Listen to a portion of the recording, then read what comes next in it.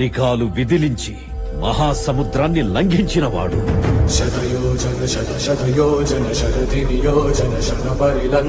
రాక్షస సైన్యాన్ని మట్టుబెట్టి రావణుడి సింహాసనాన్ని కంపించినవాడు.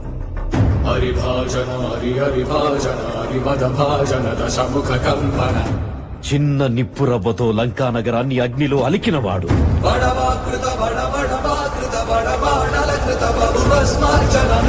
త్రేతాయుగంలో రాముడి నీడయ్యాడు.